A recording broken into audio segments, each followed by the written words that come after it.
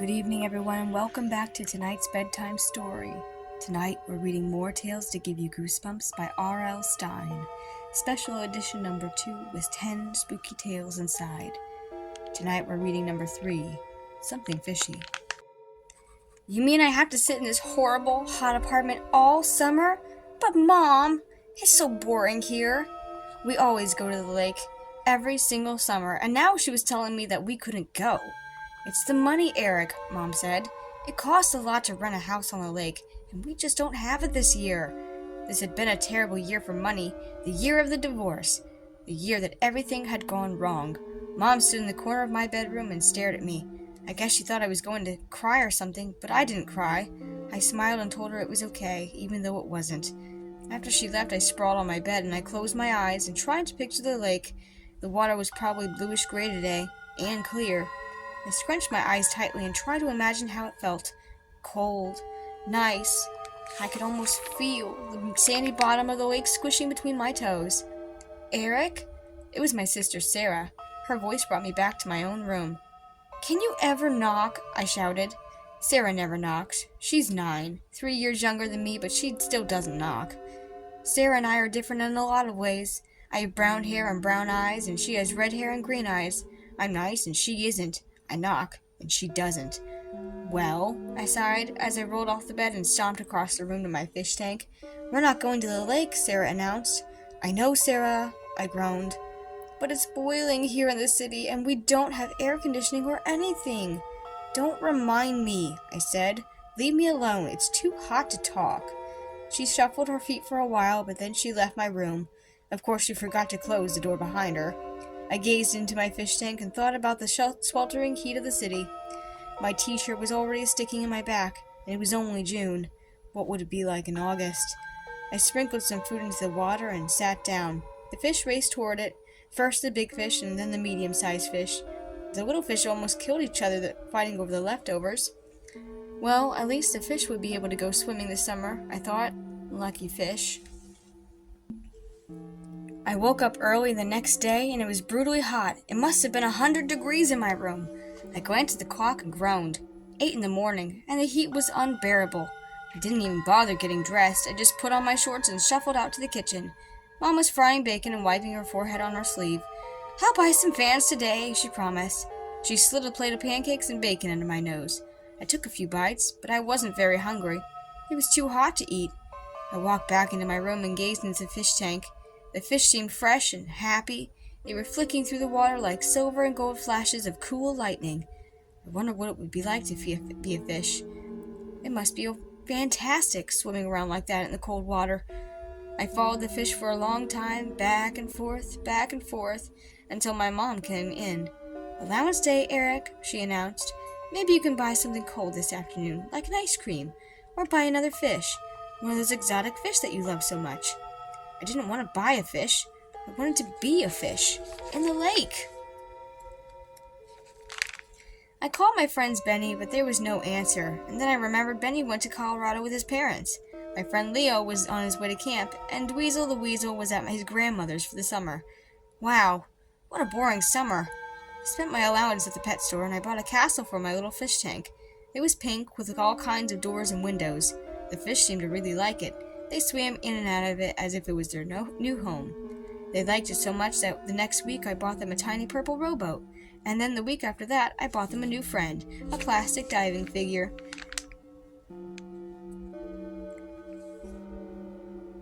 With a long, sharp spear in his hand. They seemed to like that too. I gazed at my fish whenever I wasn't at the playground, behind school, or watching TV or at my computer. I couldn't stop staring at them, and then late one night, something seriously strange happened. My room felt like a furnace. I lay on my bed without moving. My shorts were sticking to the backs of my legs, and my socks were clammy and gross. I turned and glanced at the tank. I stood up. The glow from the fish tank drew me across the shadowy room. I pulled my desk chair over the fish tank and gazed at the fish. My gourami streaked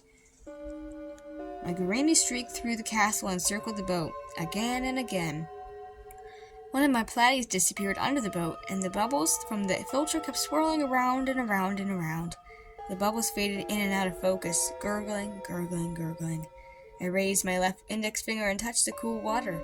I dipped my finger deeper into the tank and twirled it. My finger seemed to have a mind of its own. It moved in a circle and then drew a perfect figure 8.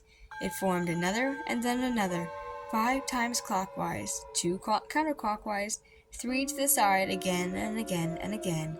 In the hall I heard the clock strike 10 times. I drew one more figure 8 through the water with my index finger, and then as I sat there with my eyes half closed, the weirdest thing happened. As the clock struck 10, I suddenly felt wet and cold. I blinked several times, trying to understand.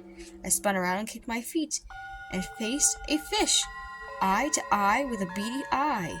It was right there, a-goggling me. "Whoa!" I cried. "Did I fall in the fish tank?" I plunged through the water and looked above me. The fish were staring down at me, and they were huge, like whales. Even the smallest goldfish were gigantic. "How did I get down here?" I gurgled. "What's happened to me? I'm smaller than a goldfish, and I can breathe underwater."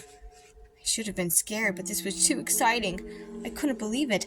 I dived to the bottom of the tank and did a somersault. Awesome! I swam through for a long time. I did a dozen surface dives. I plunged down and touched the bottom. I stood on my head, and then I zoomed back up to the top and flicked some water at one of my goldfish. The goldfish didn't seem happy. His jelly-like eyes gazed at me menacingly, and then he began to move, slowly, straight toward me. I raced to the purple rowboat and threw myself into it. The boat lurched and the water poured in, but it didn't sink. The goldfish took his time, slowly. It began to circle the boat, around and around and around, watching me menacingly. Did it plan to attack? I huddled in the bottom of the little boat all night.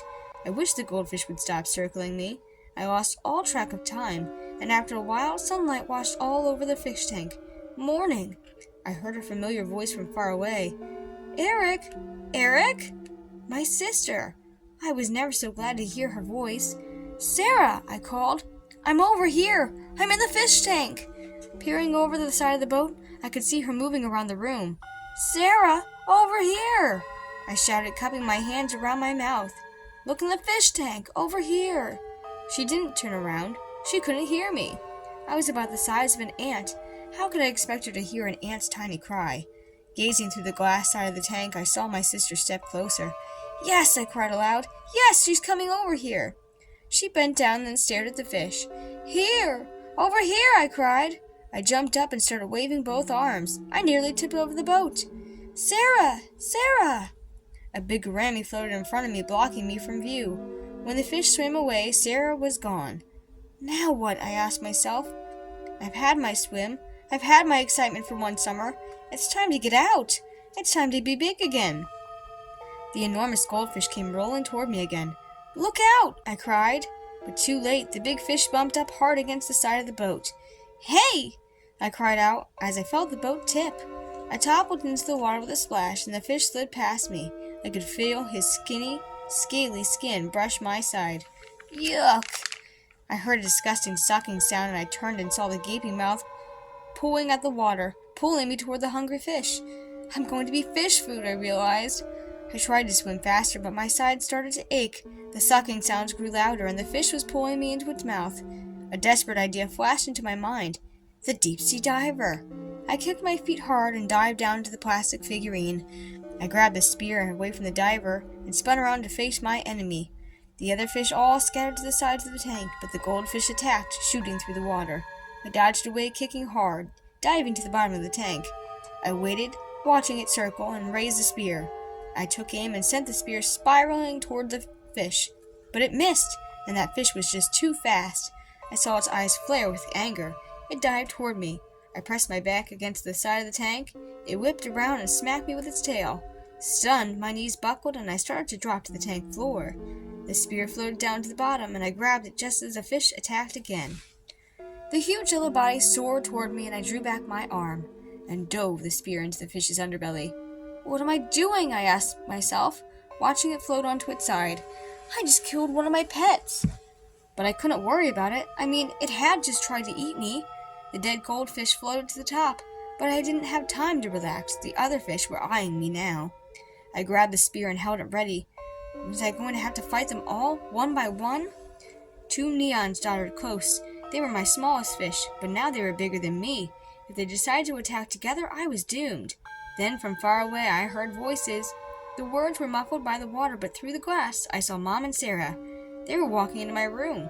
I guess they were wondering where I was. I knew I couldn't call to them, especially from the bottom of the tank, but how could I signal them? How could I get their attention? My heart started to pound when I saw Sarah walk over to the fish tank. She stared down into the water. Then she poked a finger in and flicked the dead fish. "Mom, there's a dead fish in here!" I heard her call.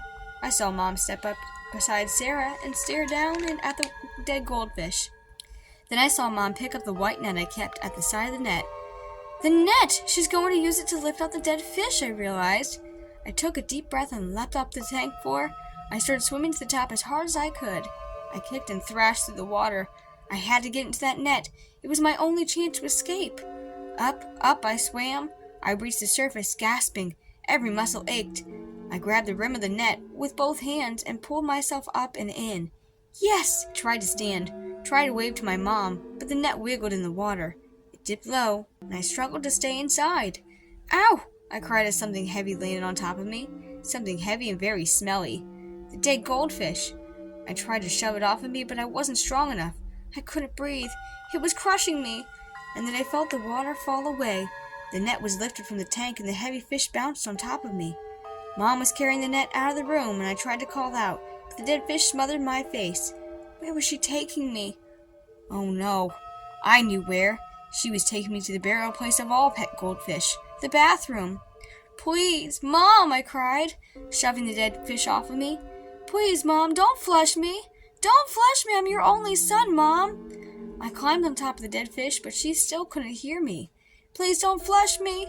I'm in here too, Mom. It's me. Please, don't flush me. She tilted the net, and I tried to grab the side, but missed, and then went sailing down. Down, down. I shut my eyes as I fell. I felt the air whip around me, drying my tiny little body. I waited for the splash, but my feet hit the floor instead. Startled, I opened my eyes. I stood face to face with Mom. She was so stunned she dropped the net. Eric! Where did you come from? She shrieked. I was in my room, I said, trying to sound casual. But I didn't feel casual. I felt like leaping up and down and screaming, I'm me again! I'm me! How did I get back to my old size? I thought about it a lot that day. I decided that getting dry was the answer. As soon as the air dried me off, I zoomed back up to my old size. And I'm gonna stay this size. I promised myself. I kept my promise for 2 days, and then the temperature outside soared to 102. I could barely breathe. I needed to swim, desperately. I stared into the fish tank, remembering how cold and refreshing the water felt. Yes, I knew it was dangerous. I knew what a close call I'd had. I knew what going back in the fish tank was a crazy idea. It was also exciting, and I was sweltering. This time I'll be more careful, I told myself. First, I got a bag of little stones. I built a wall down the center of the tank. The fish could swim on one side of the wall. I'd swim on the other. My own little swimming pool. When I'm tired of swimming, I'll stand up on the rocks and let the air dry me, and I'll instantly return to my big size. What could go wrong? I slid my finger into the tank and traced a clockwise figure 8. I did it 5 times, and then I changed directions and traced 5 more figure 8s. The filter bubbles gurgled, gurgled, and gurgled, and once again I was tiny, plunging into the water for a refreshing swim. I had swum for only a minute or two when I heard voices at the top of the tank. Floating slowly, I glanced up, and I was surprised to see Mom and Sarah. Where's Eric? I heard Mom ask, her voice muffled by the water. Where is he? I bought him such a nice surprise. Oh, who knows? I heard Sarah reply. He keeps disappearing. Mom leaned closer to the tank. She had a plastic bag in her hand. The bag held 2 fish. I stared up from the bottom of my private pool. Look, Sarah! I heard Mom exclaim. Eric built a perfect little swimming pool for my present. He piled up rocks and moved the fish to one side. I bet he guessed what I was going to buy for him. What is it? I heard Sarah ask. What did you get him? Mom held the bag over the top of the tank, and then she dumped in the 2 new fish into my private swimming pool. These are Siamese fighting fish, Mom told Sarah. The meanest fish on earth. Look at them snap their teeth. Won't Eric be surprised? The end. That's going to do it for Tales to Give You Goosebumps by R.L. Stines, Special Edition number 1. But don't worry, come back and we'll do Special Edition number 2 next time. as I have the next 5 in the series lined up. Thank you so much. If you wouldn't mind, go ahead and press the like button and subscribe if you haven't already done so. If you change your mind later, you can always unsubscribe. I really do appreciate all that you do to help push my content out there to more kids looking for bedtime stories. If you want to support me in other ways, I do have a Patreon and an Etsy store. Both linked are in the description below. Thanks so much, and have ghoulish nightmare dreams tonight.